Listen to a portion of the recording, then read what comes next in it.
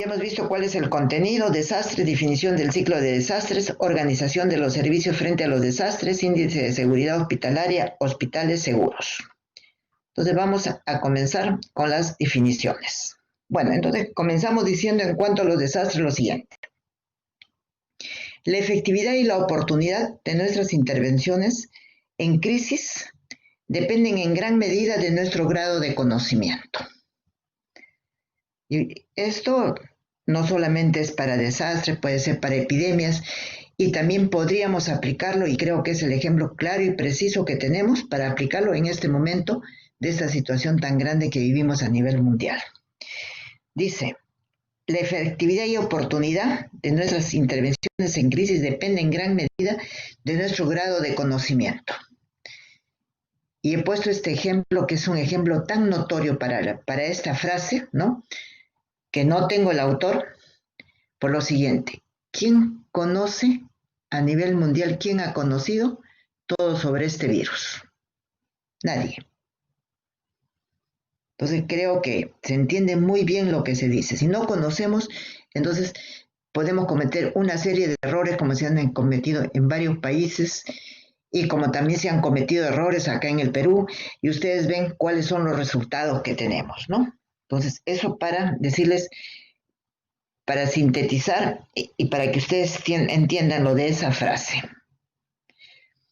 Ahora comenzamos con lo que nos toca. Dice que en la región de las Américas, aproximadamente el 73% de la población y 67% de los establecimientos de salud se encuentran en zonas altamente propensas a la ocurrencia de desastres naturales. Y vamos a decir también algo que posiblemente se lo digo la próxima semana, pero lo vamos a adelantar, que los desastres están muy ligados a lo que es cambio climático. Y el Perú es considerado entre el tercero o cuarto país en el mundo para la afectación por cambio climático, y por ende esto repercute en los desastres. ¿Qué es la gestión de riesgo frente a los desastres? Dice que es el conjunto de políticas, de acciones, de herramientas, de metodologías dirigidas a la prevención, la mitigación, la preparación para la respuesta, orientadas a la reducción de riesgos originados por los desastres. O sea, es el conjunto, cómo gestionamos, de políticas, de acciones, de herramientas, metodologías dirigidas a la prevención, mitigación, preparación para la respuesta. Entonces, ¿esto qué cosa dice? Nosotros vamos a hablar de desastre, no vamos a esperar que venga el desastre. Hay maneras como nosotros podemos prevenir. Ustedes me dirán, sí, pero de repente un terremoto no lo podemos prevenir, no se sabe cuándo, pero habría medidas de prevención. Por ejemplo, cómo hacer las construcciones, ¿sí?, para evitar que hayan fallecidos. ¿Qué es un evento adverso? Hemos explicado cuando hacíamos gestión clínica que era un evento adverso. Ahora vamos a ver en esto de desastres a qué se conoce con ese nombre. Dice que el evento adverso son las alteraciones en las personas, en la economía, en los sistemas sociales y en el medio ambiente, causados por sucesos naturales, generados por actividad humana o la combinación de ambos, que demanda la respuesta inmediata de la comunidad afectada. Y entonces, ¿qué decimos? Que el evento adverso puede ser causado por eventos naturales, vamos a poner el ejemplo, terremotos, inundaciones, lluvias, pero también pueden ser causados por la actividad humana. ¿Qué digamos? Un accidente de tránsito, la delincuencia, las guerras, o también puede ser combinación de ambos. Y cuando se produce este efecto adverso, lo importante es que tiene que haber una respuesta inmediata de esa comunidad. Y acá vemos este gráfico y dice evento adverso, está en el centro, y luego dice respuesta de la comunidad afectada, con una flecha hacia abajo, No la vamos a tomar por el momento, pero sí vamos a ver esto. ¿Qué se produce cuando hay un evento adverso? Se produce desorganización, hay damnificados, pueden haber desaparecidos, pueden haber heridos, pueden haber muertos, viviendas destruidas, comunidades que quedan aisladas, por ejemplo, por un huaico, la comunidad puede quedar aislada, pérdida de ganado, ¿no? Pérdida también de sembríos y por lo tanto una producción afectada. Como respuesta a todo esto, que es el evento adverso, puede suceder dos cosas. Que los recursos locales de esa comunidad que ha sido afectada, vamos a decir, por el terremoto, por la inundación, tenga los recursos locales suficientes. ¿Para qué? Para poder enfrentar este evento. Entonces hablamos de una emergencia. Pero cuando este evento supera la capacidad de la respuesta local, o sea que localmente uno no tiene los recursos, entonces hablamos de un desastre. En resumen, diferencia entre emergencia y desastre. En la emergencia, la localidad tiene los recursos para enfrentar esto. En el desastre, no le alcanzan los recursos. Y vamos a seguir viendo la definición. Desastre son alteraciones intensas en las personas, la economía, los sistemas sociales y el medio ambiente, causados por sucesos naturales, generados por la actividad humana o la combinación de ambos, que ya hemos definido, que superan la capacidad de respuesta de la comunidad afectada. Y en ese desastre, por ejemplo, lo que sucedió en el terremoto del 2010, sí, el terremoto de Ica 2010, si no me equivoco. Entonces, aparentemente se decía, no pasa nada, podemos controlarlo. Después se dieron cuenta que no, Ica no podía controlarlo. Entonces tenían que venir los recursos de fuera, de acá de Lima, de fuera. Y llegó un momento que no solamente se requieren los recursos del país, sino incluso se tiene que pedir apoyo afuera. Cuando hubo el terremoto de Chile, ¿qué fue lo que pasó? Estaba, me parece, de presidenta Michelle Bachelet y que dijo, no necesitamos nada de fuera, no necesitamos nada del extranjero, nada internacional. Pasaron unos días y tuvo que decir, por favor, apóyennos. ¿Por qué? Porque no les alcanzan los recursos suficientes. ¿De qué recursos estamos hablando? ¿De recursos humanos? Estamos hablando de recursos físicos, estamos hablando de insumos, ¿no? Podemos estar hablando también de alimentos. Se dice que las epidemias, y acá va algo para que ustedes conozcan, también son conocidas como un desastre, pero no es un desastre natural, porque no es un sismo, no es un alud, ¿no? No es una inundación, pero también son desastres que van y que cuestan vidas humanas como lo que está sucediendo en este momento. La emergencia tiene la misma definición, pero lo que abajo está subrayado es lo que diferencia del desastre. Dice que la emergencia son las alteraciones que hay en las personas, la economía, los sistemas sociales, el medio ambiente y que son causadas por sucesos naturales, generadas por la actividad humana o la combinación de ambas, cuyas acciones de respuesta pueden ser manejadas con los recursos localmente disponibles, o sea, no necesitan pedir de recursos de otro lado. Creo que se entendió bien la diferencia que existe entre emergencia y desastre. ¿Sí? ¿Kewin se entendió? ¿Me escuchan? Sí, se entendió. Sí, pero Ya. sí. Perfecto. ¿Cuál es el ciclo de los desastres? Dice que los desastres tienen 3 etapas, ¿sí? 3 fases. ¿Y esas fases cuáles son? Antes del desastre no ha ocurrido nada, durante el desastre cuando ocurre y después del desastre. Y que cada de esas fases que llamamos el antes, el durante y el después tienen etapas. En el antes, ¿qué es lo que podemos hacer? Podemos hacer prevención, podemos hacer mitigación, y podemos prepararnos para ese desastre, ¿sí? En el durante ocurre en ese momento la respuesta. ¿Qué hacemos en ese momento que ha ocurrido este desastre? Y viene la otra fase, que es el después. Y en el después, ¿qué es lo que tenemos? La rehabilitación y la reconstrucción. Y yo creo que para ustedes no es desconocido y siempre escuchan los comentarios que hay de que todavía no se ha podido reconstruir Ica, y muchos que se conocen verán que no se ha podido reconstruir, se ha rehabilitado, pero reconstruir, que después vamos a ver, digamos, cuál es la definición, no se ha podido hacer. La destrucción que ha causado el fenómeno del Niño en Piura, ya pasaron 3 años, no, tampoco se ha llegado a la reconstrucción. Entonces, repitiendo, el ciclo de los desastres tiene 3 fases, el antes, el durante y después. Cada uno tiene sus etapas, el antes, prevención, mitigación y preparación. El durante, respuesta, y el después, rehabilitación y reconstrucción.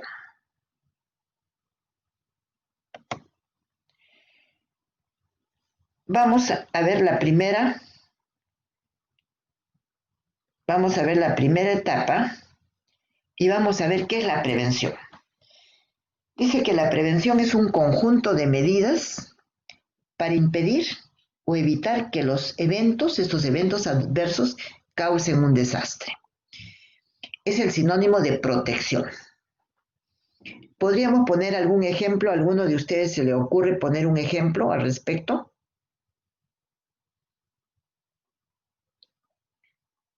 ¿Podemos poner un ejemplo? Doctora, por ejemplo, los simulacros que se realizan en caso de sismos en algunas instituciones. No, esa es la preparación. Hemos Entonces, dicho que la construcción de infraestructuras. eso es. Hasta antes de los años 96, me parece, siempre ha existido, digamos, no es un manual, sino es el de construcciones, que ve toda la parte de construcciones, pero a partir del año 96, 97, se dieron nuevas normas para poder hacer las construcciones que sean antisísmicas. Entonces, ¿por qué? Porque el Perú es un país sísmico, y más aún si es que hablamos de la costa, y más aún si es que hablamos de Lima. Entonces, la prevención. Entonces, eso es una prevención. La otra cosa, si sabemos que hay lluvias en determinados lugares, que eso puede hacer que crezca en la margen de los ríos. Entonces, tenemos que evitar que se construya a orillas de los ríos. ¿Por qué?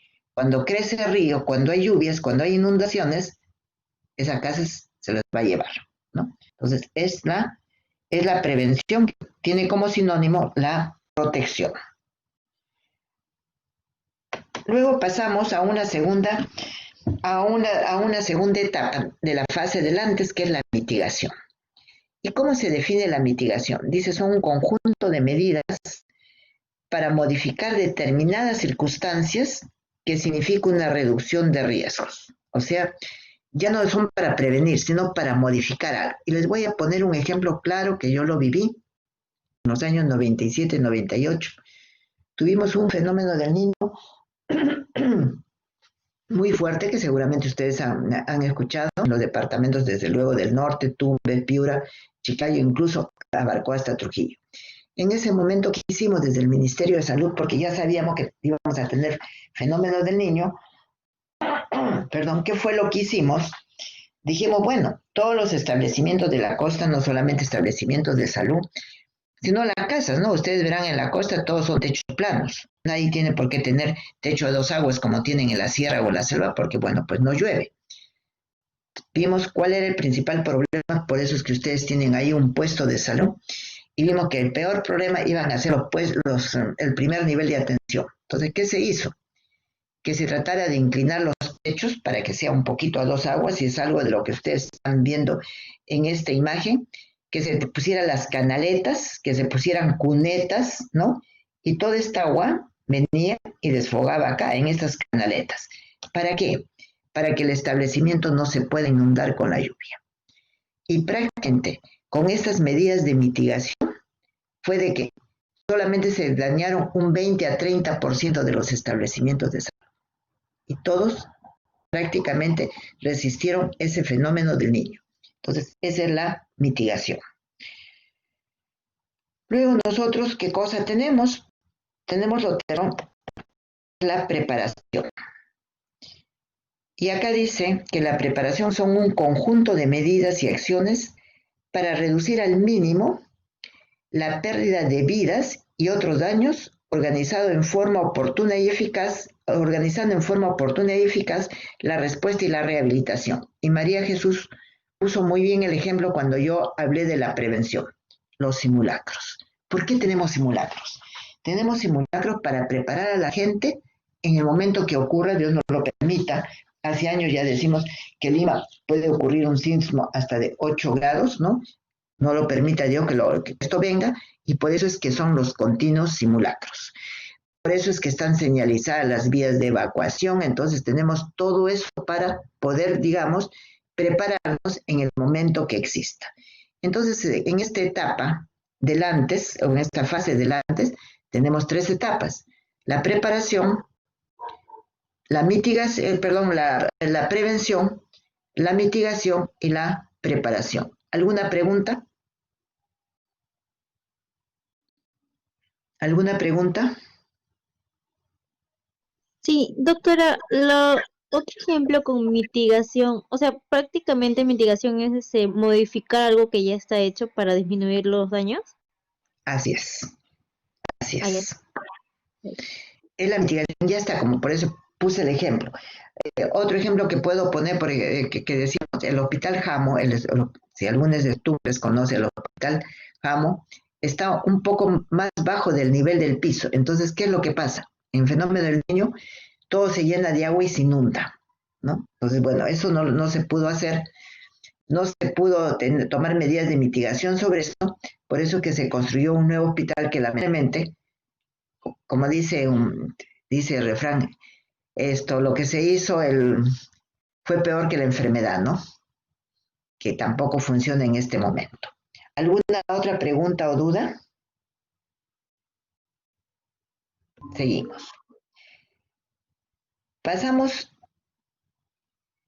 a otra fase que puede existir en algunos casos, que es la alerta. ¿Qué dice la alerta? Que es el estado declarado con el fin de tomar precauciones específicas debido a la probable y cercana ocurrencia de un evento adverso. Yo les acabo de poner el ejemplo del fenómeno del niño 97-98, el fenómeno del niño también 2007, que algo se hizo, muy poco, ¿no? Entonces, ¿por qué? Porque sabemos que va a venir, conocemos que va a venir.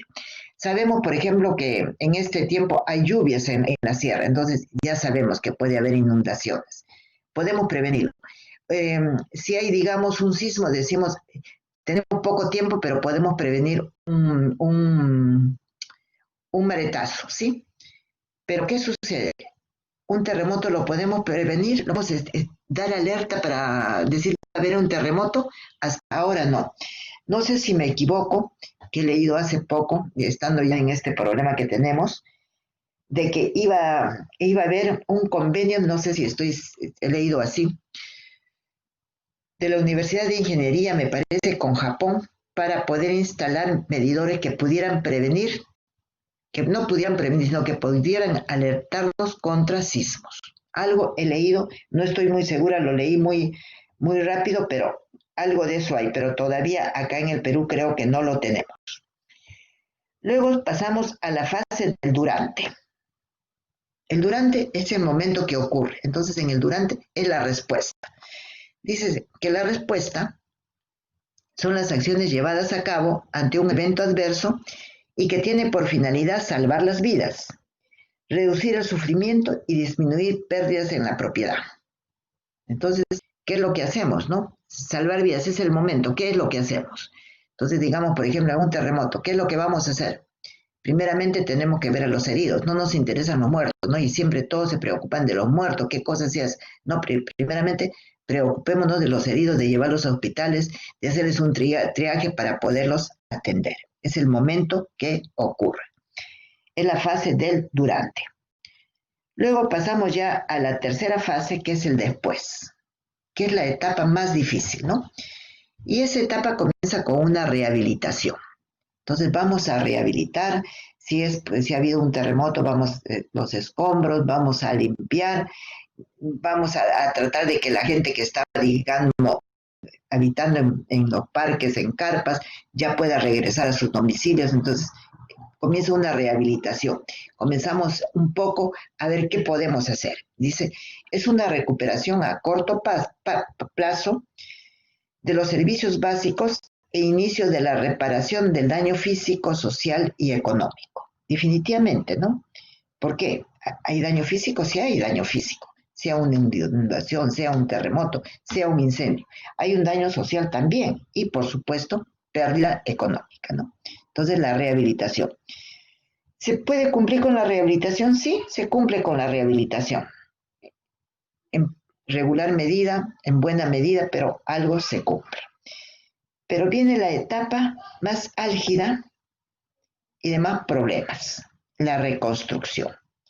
Y miren lo que dice la reconstrucción, que es el proceso de reparación a mediano y largo plazo del daño físico, social y económico a un nivel de desarrollo igual a lo que estaba en el momento de que se ocurrió el desastre o superior al existente.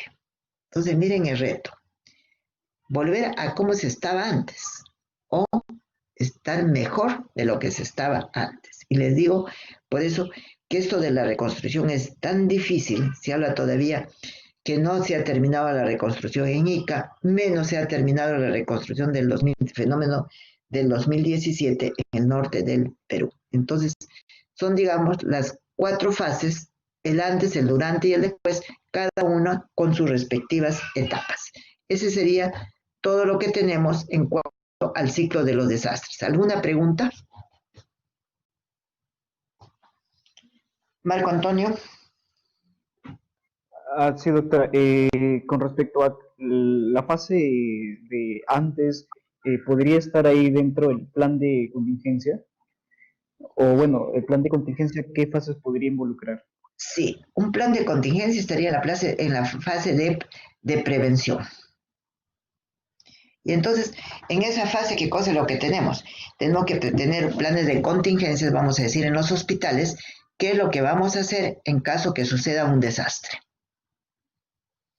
Y ahí, por ejemplo, te tendría que decirte, tenemos que contar con grupos electrógenos, ¿para qué cosa? Para las áreas críticas, para UCI, para cuidados intensivos, para emergencia. Tenemos que ver que haya agua disponible para 72 horas por lo menos. ¿Qué cosa es lo que tenemos que hacer? Que hayan buenas cisternas, que hayan tanques elevados, sobre todo para poder cumplir con las áreas críticas. ¿De qué otra cosa tendríamos que hablar? También de los alimentos. ¿Sí? No sé si contesté tu pregunta. Sí, bien, gracias. Ya. ¿Alguna otra pregunta o duda? Entonces seguimos. ¿Cuáles son las consideraciones generales sobre los desastres naturales? Dice que las inundaciones son el tipo de desastre más frecuente. Que los terremotos causan más muertes y daño económico que otros desastres. Los terremotos. Las inundaciones son más frecuentes, pero los que causan más daño son los terremotos.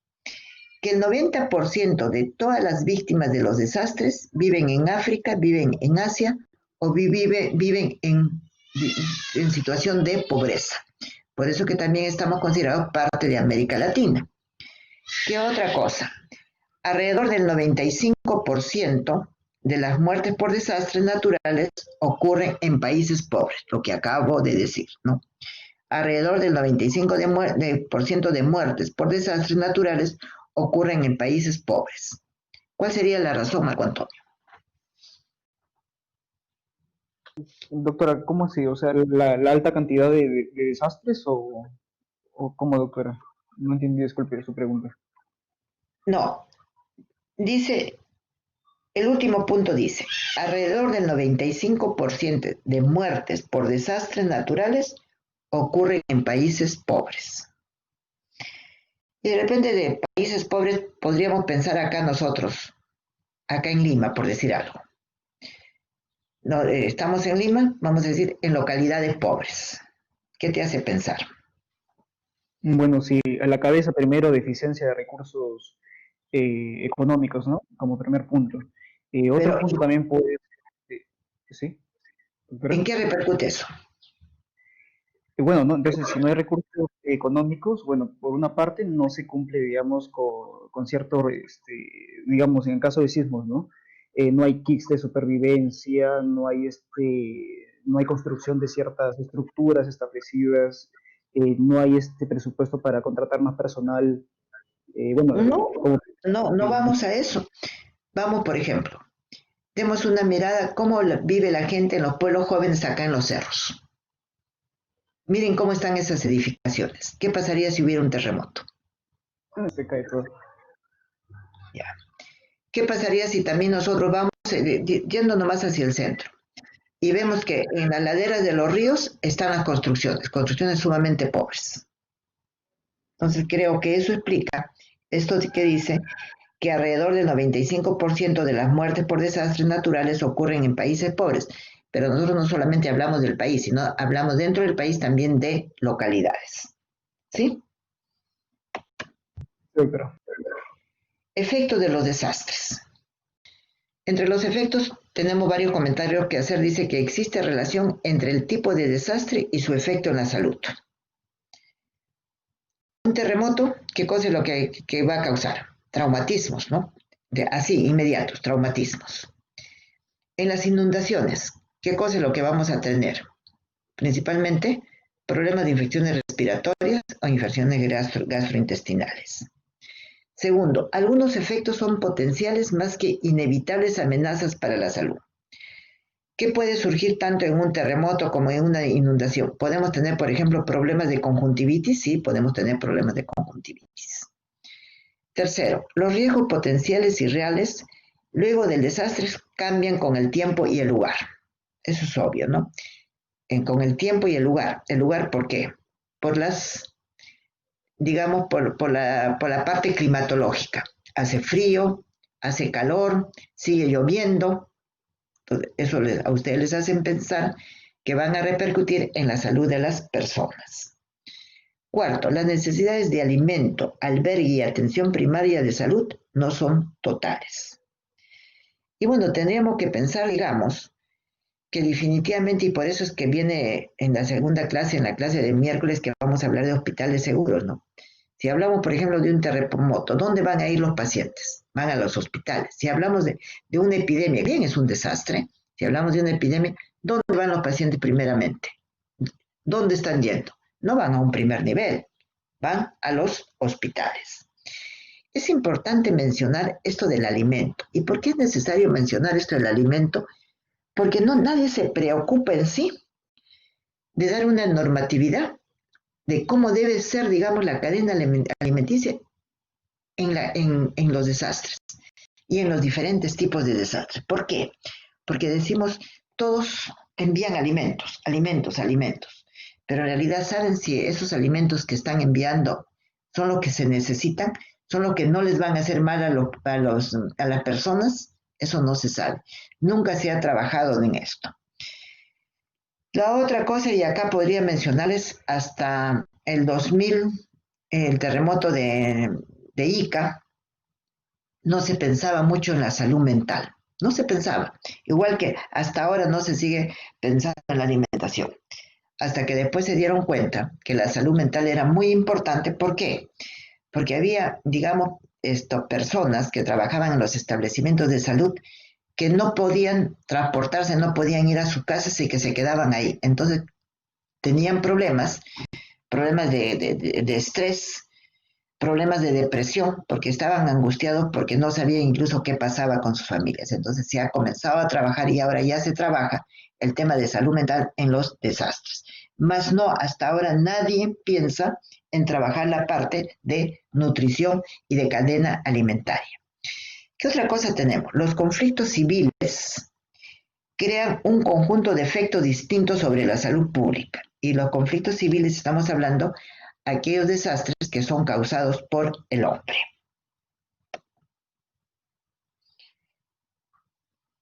¿Alguna pregunta?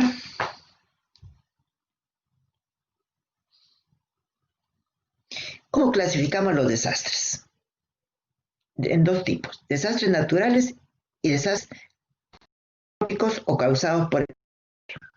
Dice que los desastres naturales pueden ser de dos tipos, de impacto súbito o comienzo agudo, como los terremotos, los tsunamis, los tornados, las inundaciones, las erupciones volcánicas, los incendios forestales, las epidemias, ¿no? También epidemias y enfermedades transmitidas por el agua, por alimentos, por vectores o de persona a persona, como lo que está pasando ahora.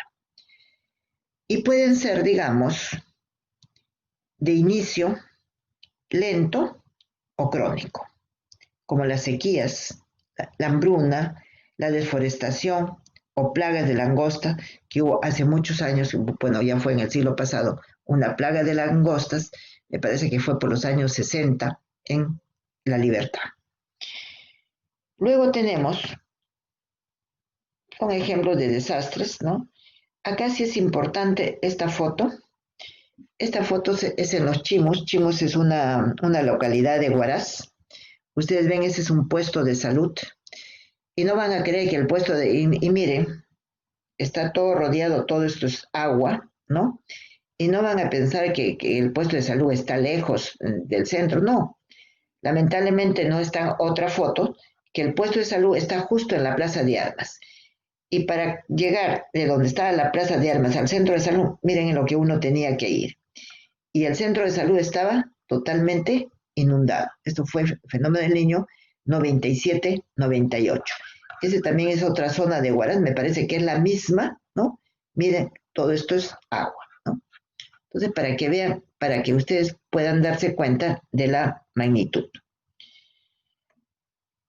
Luego tenemos acá esta lámina que dice que los desastres naturales, y ustedes están viendo cómo han aumentado desde 1900 hasta el año 2010, y ven cómo los últimos años, cómo han subido, ¿no? Antes no había casi desastres naturales o eran muy pocos, y ahora miren cómo estamos. Perdón que faltó algo.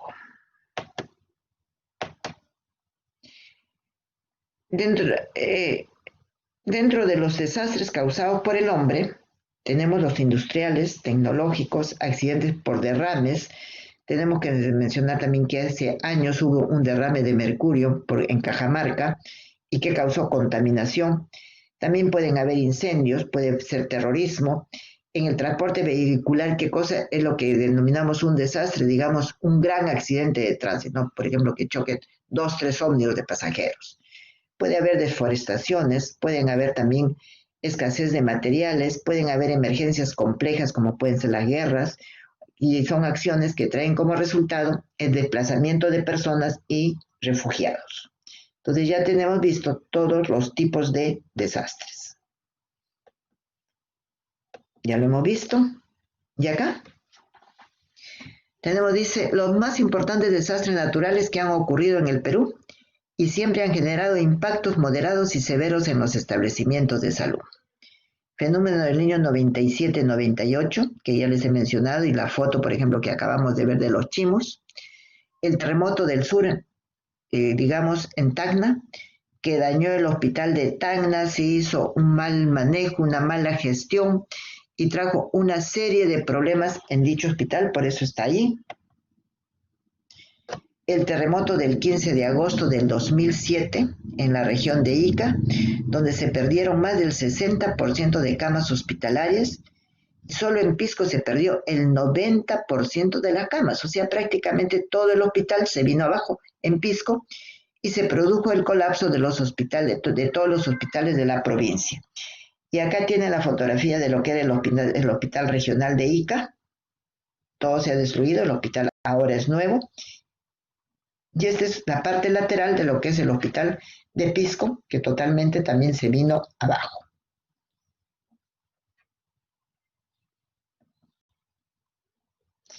Dice que en los últimos 20 años, más de 100 hospitales y 1000 centros de salud en toda América resultaron dañados por desastres naturales, para que ustedes más o menos se den cuenta de la magnitud de esto, ¿no? El terremoto de Ica ocurrió un 15 de agosto del 2007, que tuvo una duración de 3 minutos y una intensidad de 7.9 grados. Y yo creo que sí, se tienen que acordar de este terremoto. Han pasado, ¿cuántos? Han pasado 13 años, estarían chicos ustedes, pero todo lo que causó este famoso terremoto. Y que ahora, como decíamos, ni siquiera se ha llegado a la reconstrucción. El último fenómeno del niño que hemos tenido, y que era, digamos, un poquito la tarea del seminario, que yo les dije ya mejor no la haga, del seminario número 12 me parece que es, sobre desastres, todos los efectos del niño costero del 2017. Y miren, esto es la parte de Piura, visto desde arriba, miren, todo prácticamente es agua, ¿verdad? Dentro de los principales efectos que podemos considerar en los desastres tenemos destrucción física de los hogares y de la infraestructura, interrupción y alteración del flujo económico, tenemos declinación del bienestar y condiciones de crecimiento económico. ¿Y todo esto qué es lo que trae? Trae muerte, trae lesiones, problemas de salud mental, tanto para el personal de salud como para los pacientes, y degradación del medio ambiente, degradación, contaminación del medio ambiente. Sobre todo, ¿por qué? Porque definitivamente decíamos, a veces sobrecargan de alimentos que ni siquiera se consumen, que se tienen que botar, y no hay, digamos, dónde llevar esos alimentos, y van a causar toda esta degradación del medio ambiente. Y acá voy a poner un ejemplo, ya que hablamos de Ica del 2007. Nadie piensa realmente lo que se necesita, entonces todos creen que hay que llevar alimentos, no saben qué alimentos y no piensan, por ejemplo, que se necesita agua. Llegó un momento que Ica dijo, por favor, ya no más alimentos, no tenemos agua. Nadie se había dado cuenta que lo que tenían que llevar era agua, ¿no? Entonces, para que ustedes se puedan dar cuenta de todo esto, por eso decíamos, es muy importante la primera etapa, cuando uno comienza a hacer, y Marco Antonio creo que fue el que dijo, sobre los planes, ¿no? Todos esos planes que deben estar escritos, que deben estar hechos, porque si no existe, entonces no sabemos qué hacer, y hay una gran confusión. Lo mismo cuando hay un desastre, todo el mundo moviliza, todo el mundo quiere apoyar, todo el mundo quiere ver, no sé, o todo el mundo quiere salir en la foto, y eso es lo que menos se debe hacer, porque no debemos congestionar un lugar donde justamente había un desastre, sino deben ir las personas que realmente deben ir, por ejemplo, los técnicos. ¿A qué? Primeramente evaluar la infraestructura del hospital, para ver en qué condiciones está, si va a poder seguir trabajando o no va a poder seguir trabajando, necesitamos carpas o necesitamos, digamos, hospitales portátiles, ¿no? Entonces, son una serie de cosas que se tienen que ver y que esos están en los planes. ¿Alguna pregunta? Seguimos. Dice, ¿por qué los desastres son un problema de salud pública? La respuesta es porque causan un número inesperado de muertes y heridos, porque destruyen la infraestructura de salud y servicios básicos. Por lo tanto, si se destruye la infraestructura de salud, se altera la prestación de los servicios de salud. ¿Por qué? Es igual que lo que está sucediendo ahora. Tenemos una demanda, que es una demanda que existe, pero que definitivamente dejamos de atender esa demanda para tener que atender la demanda que es producto del desastre. ¿Qué otra cosa? Los desastres tienen efectos adversos en el medio ambiente y la población al aumentar el riesgo potencial de enfermedades transmisibles y peligros ambientales. Generalmente lo que pensamos en todos los desastres es que tengamos infecciones respiratorias agudas, sobre todo en los niños y en la tercera edad, y la otra cosa, que tengamos enfermedades infectocontagiosas. ¿Qué otra cosa sucede? afectan el comportamiento psicológico y social de las comunidades afectadas. Causan escasez de alimentos, generando problemas de desnutrición aguda, originan desplazamiento de la población. Entonces, a veces esa población tiene que emigrar. Y el caso lo tenemos en Moquegua, con la erupción del volcán, que es una erupción continua y que ya las poblaciones han tenido que ir migrando, han tenido que salir de donde era su hábitat común.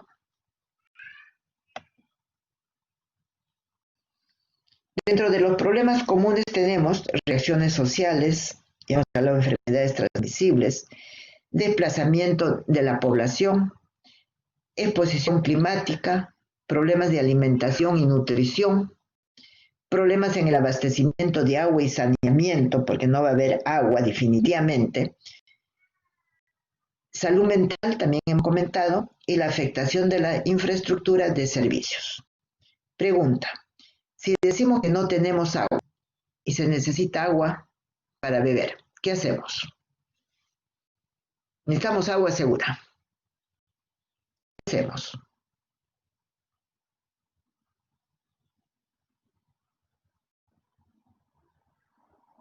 ¿Qué hacemos?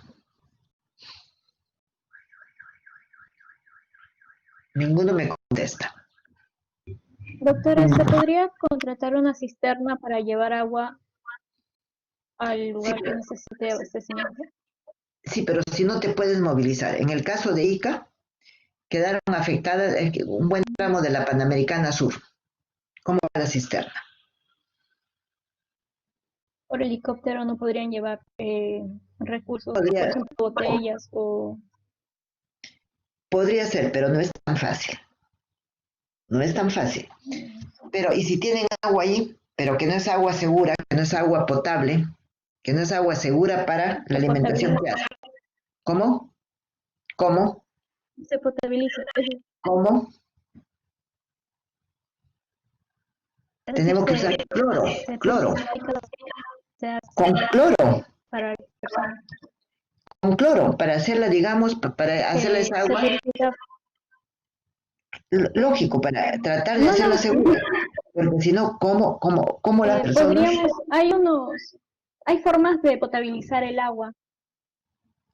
Ejemplo,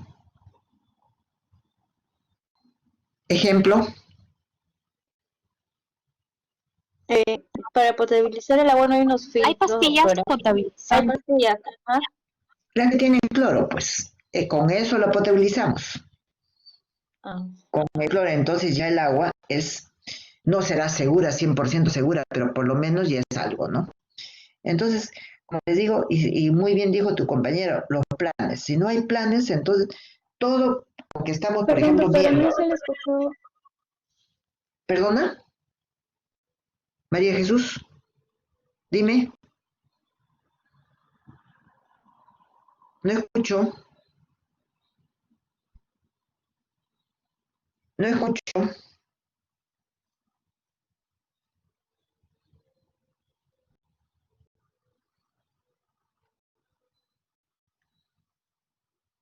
No escucho. No, doctora, no he hablado. Ah, ya. Pero me están escuchando, ¿no? ¿Qué otra cosa podemos decir? Dice que los hospitales son especialmente vulnerables a los desastres. ¿Y por qué siempre pensamos en el hospital? Primeramente porque el hospital tiene mayor capacidad de resolución que el primer nivel. Porque el hospital atiende 24 horas, ¿no? Y dice, la tasa de ocupación en los hospitales es constante, 24 horas al día, durante todo el año. Luego dice, un hospital es muy difícil de evacuar en caso de una emergencia. Y ese ejemplo lo vimos en el hospital de Tacna. Había una colega en la dirección, ocurrió el terremoto, entonces en Tacna, el 2001 comenzaron a llegar y dijeron, no, hay que evacuar todo el hospital porque se va a caer. Y realmente no fue una evaluación como se debiera hacer. Y esto creó mucho problema porque evacuaron parte del hospital, había área, entonces tuvieron que poner carpas, los pacientes salieron, se quedaron mucho tiempo en las carpas y trajo después una serie de problemas. ¿Qué otra cosa tenemos que considerar? Dice, la supervivencia de algunos pacientes depende del correcto funcionamiento de equipos y de la continuidad de los servicios básicos. En emergencia, desastres, las instalaciones médicas son esenciales y deben seguir funcionando con posterioridad al desastre. Y eso es un poquito de del tema que nos vamos a ocupar el día miércoles cuando hablemos de hospitales seguros. ¿Qué otra cosa? Dice, los hospitales deben de los servicios públicos. ¿De qué servicios públicos? Hablamos de agua, hablamos de desagüe y hablamos de electricidad, los cuales generalmente se ven interrumpidos a causa de los desastres. Y ya mencionábamos que teníamos que tener, ¿qué cosa? Grupos electrógenos, que teníamos que tener buenas cisternas, buenos tanques elevados. Terminando, dice, efectos de los desastres en los servicios de salud, incremento de la demanda de atención en los establecimientos de salud. ¿Por qué? Decimos que tenemos una demanda que es la común, que es la demanda que siempre tenemos, pero a esto se agrega la demanda que se da digamos, como consecuencia de ocurrido el desastre. ¿Qué otra cosa tenemos que ver? Que hay daños en los elementos estructurales y no estructurales de los establecimientos de salud, que puede haber pérdidas de equipos, de medicamentos y materiales médicos. Y les voy a poner pérdidas de equipos. Por ejemplo, si hay un terremoto. En la central de esterilización vamos a tener los equipos estériles, tanto instrumental como ropa. Bueno, con la ropa no va a pasar nada. Pero si estos estantes, donde están todos los equipos, no están fijos, ¿qué es lo que va a suceder? Todo se cae al suelo. Y entonces esas cajas estériles que teníamos para cirugía, todo se contamina, ¿no? Por eso dice pérdida de equipos. También puedes pasar con los medicamentos, y hablábamos el otro día cuando hablábamos del almacenamiento, entonces están en estantes, ¿verdad? Si eso no están fijos, si no tienen unas mallitas, algo se cae. No solamente los equipos, los medicamentos, también tenemos que pensar en las historias clínicas. ¿Qué pasa con las historias clínicas? Las historias clínicas también están archivadas en anaqueles. Se caen todas las historias, uno no puede caminar, no puede pasar. Más grave aún, ¿qué es lo que pasa en nutrición? En nutrición tiene sus almacenes para los alimentos, pero si estos no están fijos, también se vienen abajo, incluso se pierden los alimentos.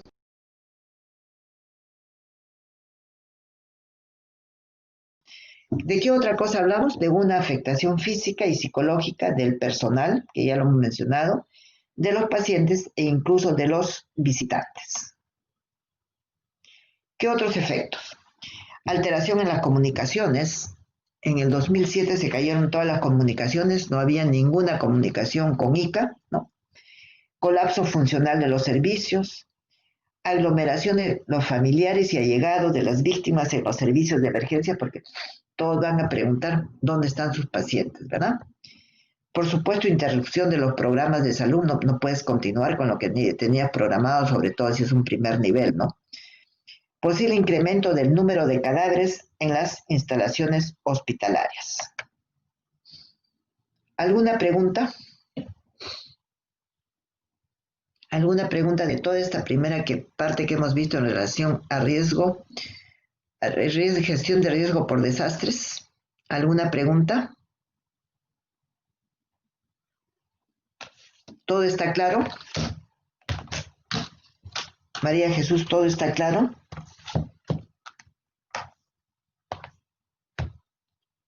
¿Sí? Todo claro, doctora. Ya. Vamos a detener la grabación.